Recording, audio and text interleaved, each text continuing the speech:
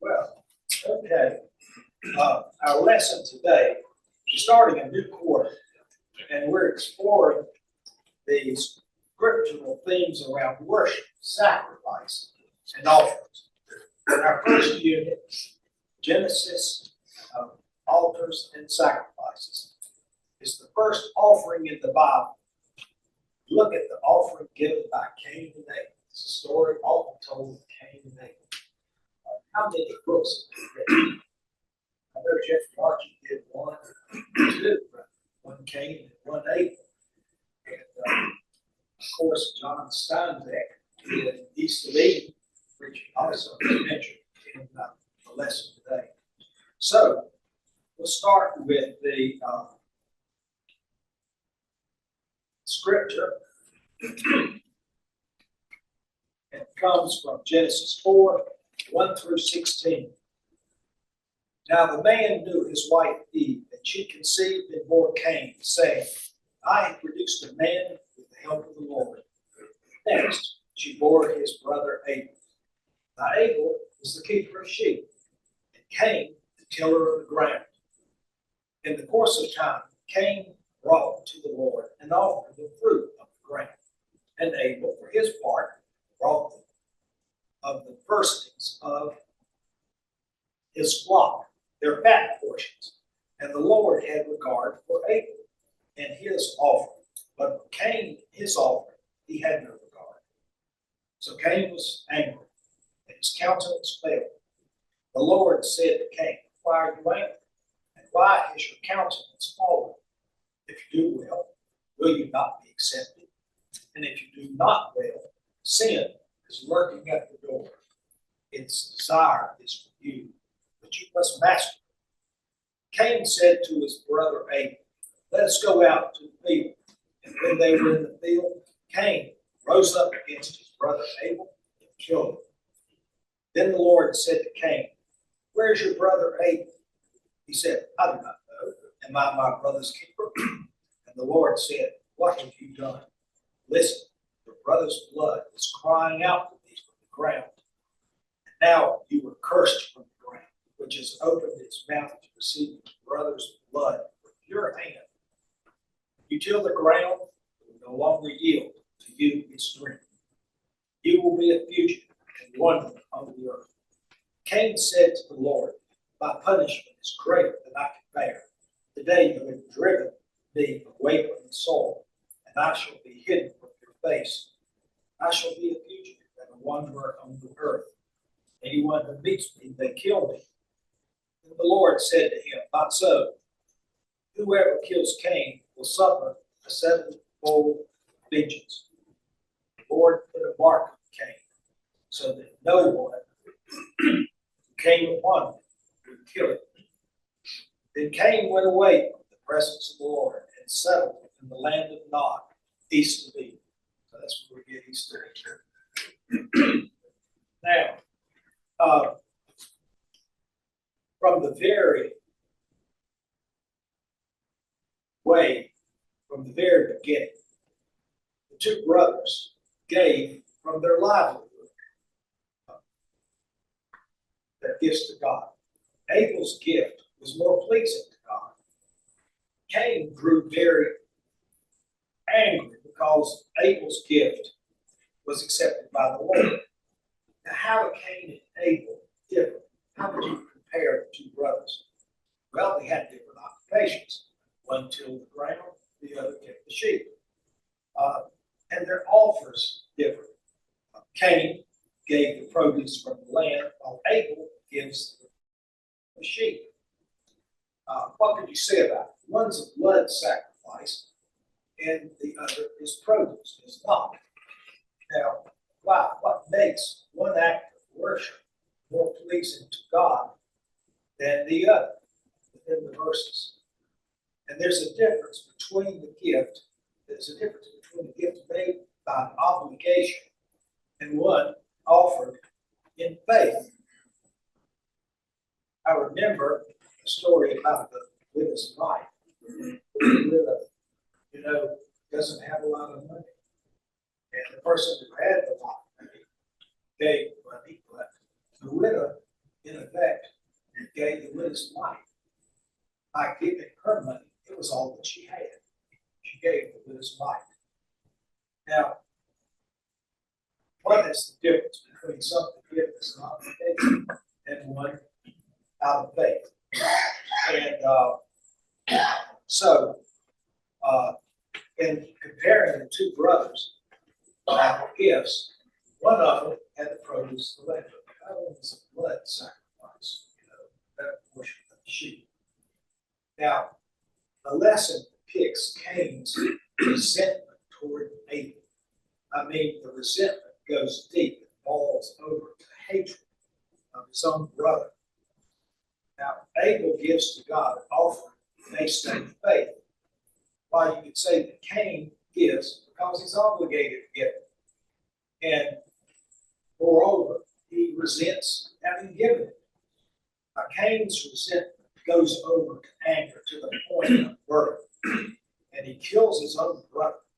And of course, what goes into jealousy goes in. He's jealous of Abel. And as our passage indicates, sin waits in the doorway, tempting to the point where there's hate and there's violence.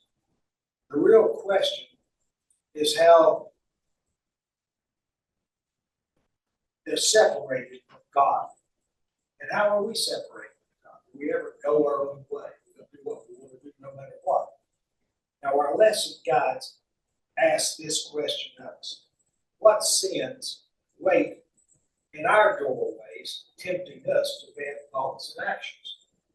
I won't ask if I can talk. And when we think about it, are there persons in our lives that we couldn't stand, even to the point of hate? Now, we have to separate our algebra teachers from high school.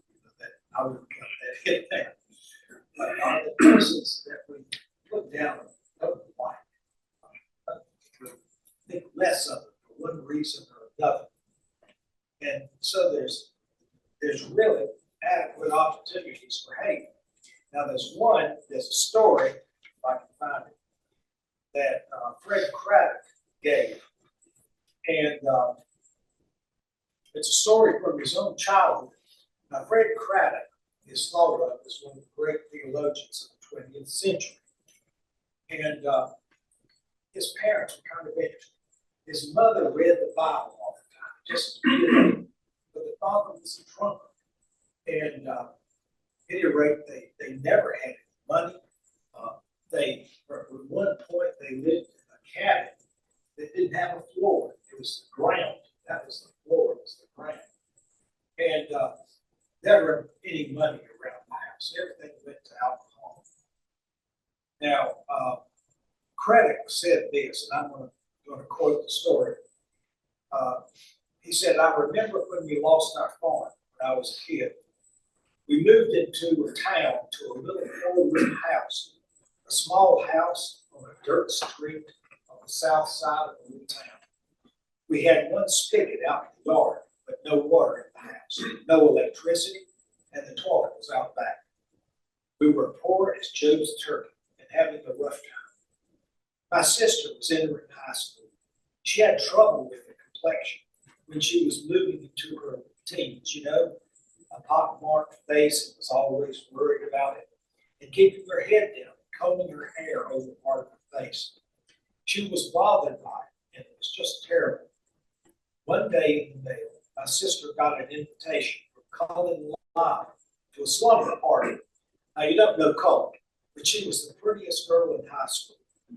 Her father was a wealthy businessman, and they lived up on Main Street. And my sister got an invitation to her slumber party, and I heard my sister, after she was 70 years old, speak of the importance of that.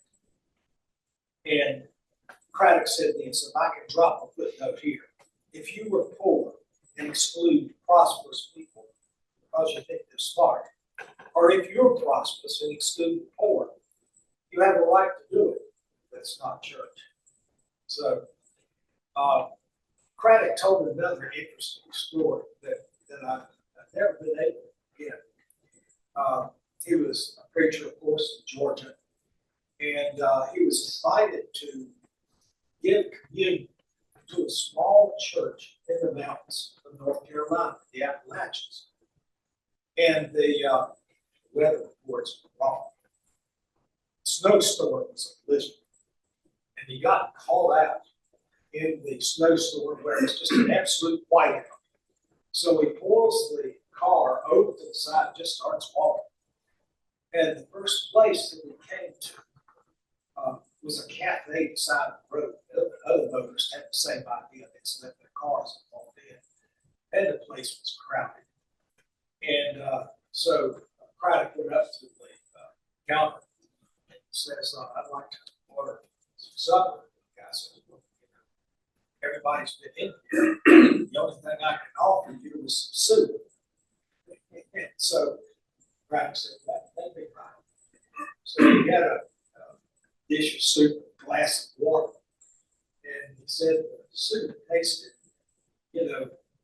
like water, just hardly any soup at all. And about this time, of course, everybody else in the crowd, there was a woman who came in and she was dressed in rags, just had an awful time.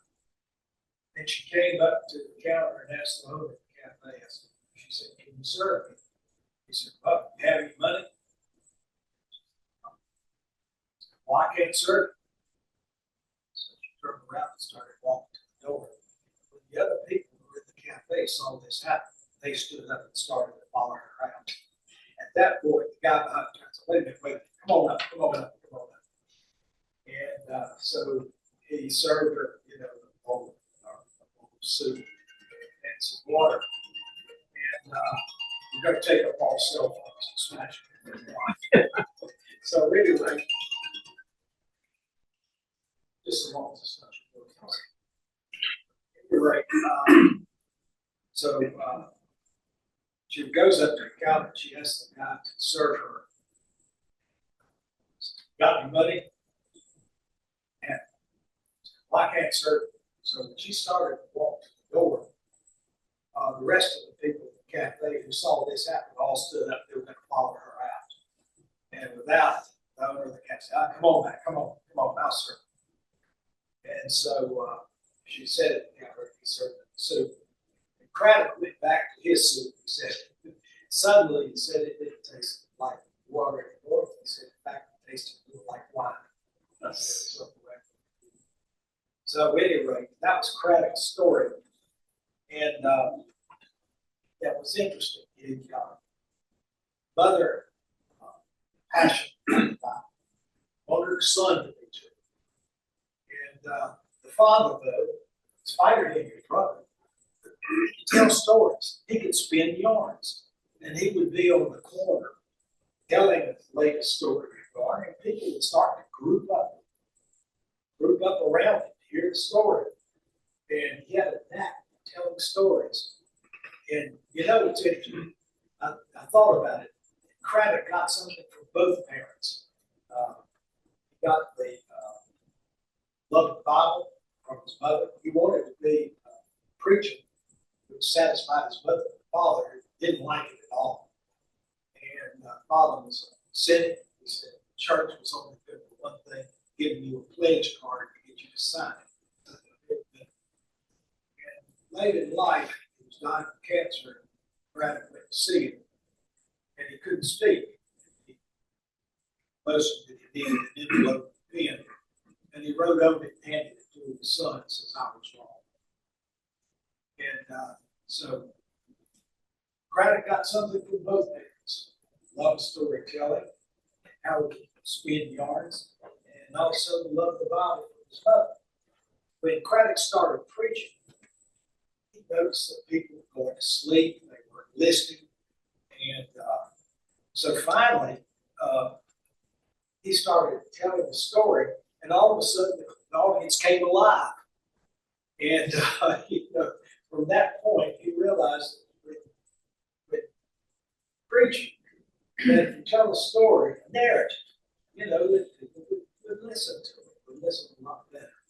So that's when Craddock started spinning the stories. And I've got a book of some of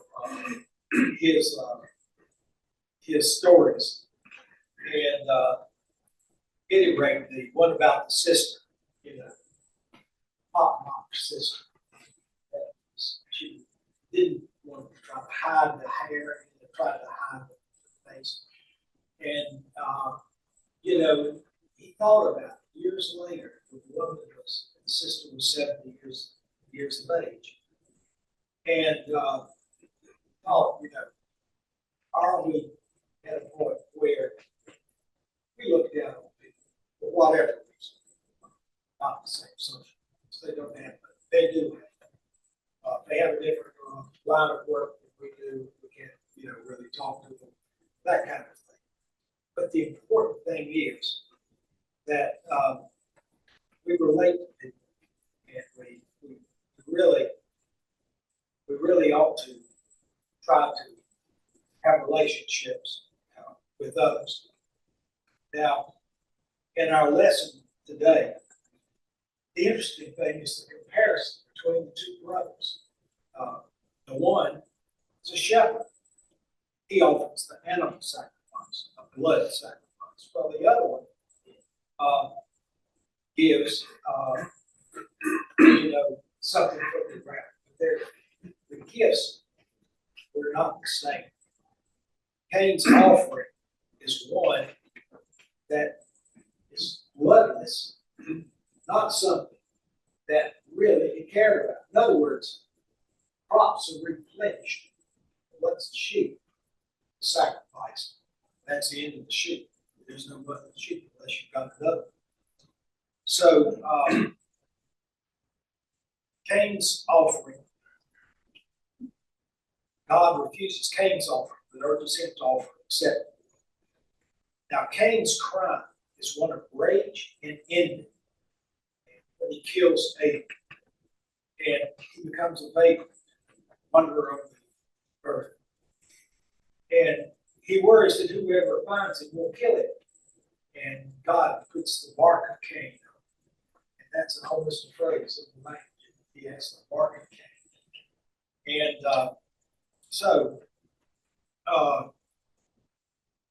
goes to a place east of Eden. I guess that's where Steinbeck gets his title to his book. Also, James Dean was in the movie made from it. James Dean's 3 movies. So there's a third son, Seth. When Abel, of course, is killed, Seth is the son that's born to Eve and, in effect, takes his place. So, in the lesson today,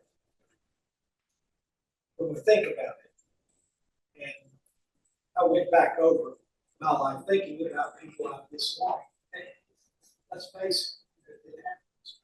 The teachers I disliked.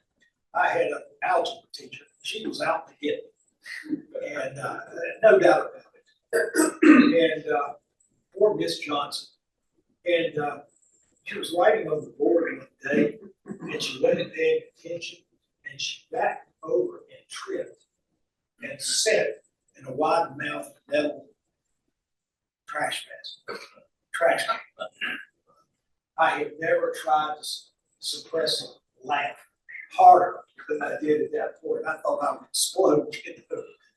But what I should have done is got up there and tried to help her and didn't do it.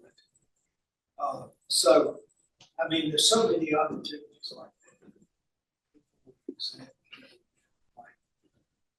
The lesson stands in my position. We need to care for others. We need to follow Christ's lesson to us. Love one another. Do good to them that hate you. And love one another. That's one thing we think of Christ's lessons. No matter what. Going back over what I dislike. People I dislike. Unfair. Really, of course, I guess we all have that. Algebra was a name of regret.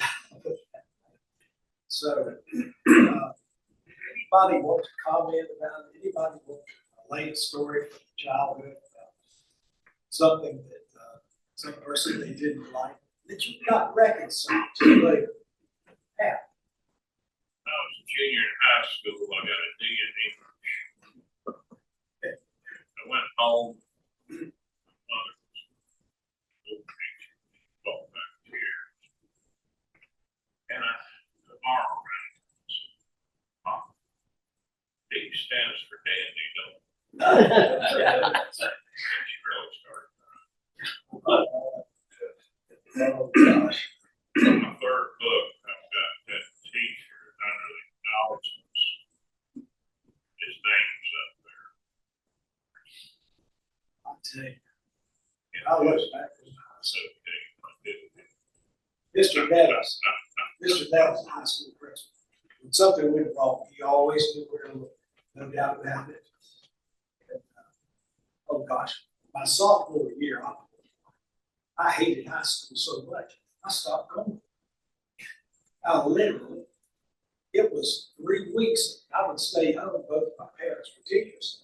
I'd stay home, listen to rock and roll, having a good time, and order out groceries, you know.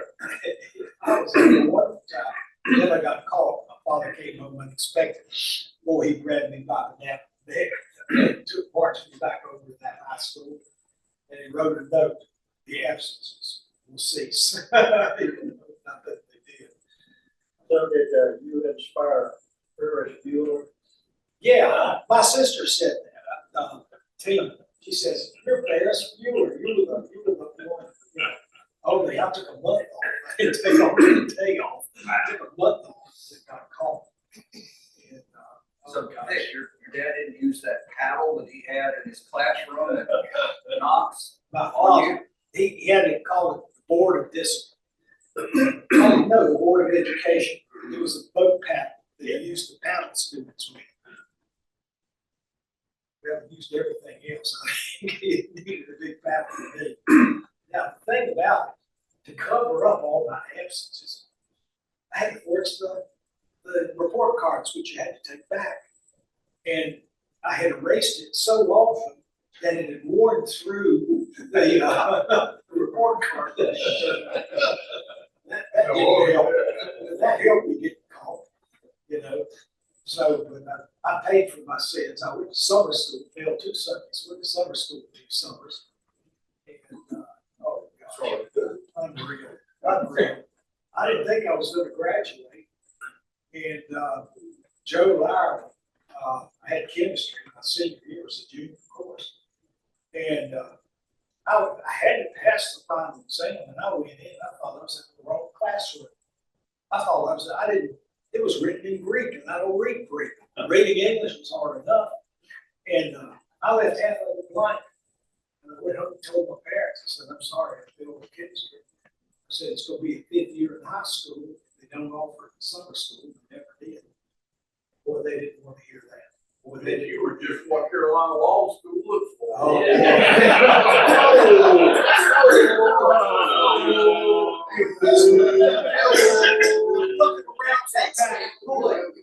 looking around.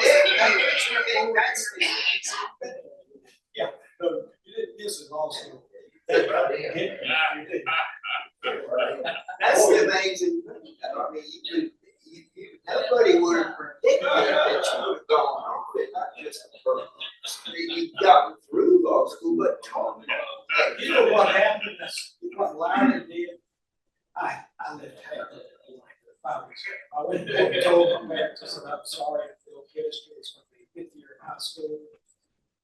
And 2 days later, 2 or 3, a friend of mine, Ron Mason, said, "You better get over there. We hear just posted grades." So I jumped in the car, ran up 3 floors of Salisbury High, Boyd High School, and they had a little card, he had pasted on the door frame outside the chemistry lab.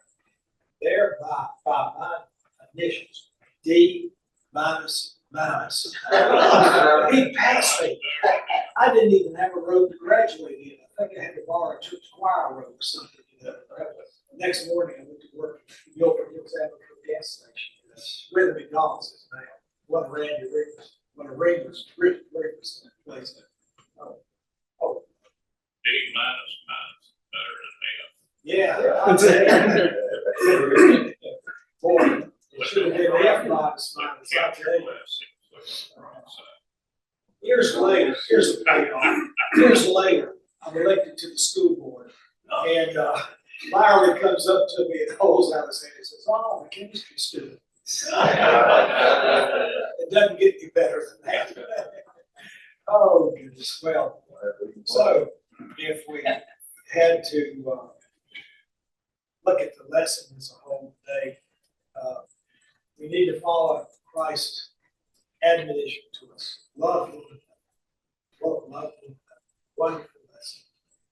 Wonderful, Christ would say. And that doesn't separate us anymore. So, let's stand and be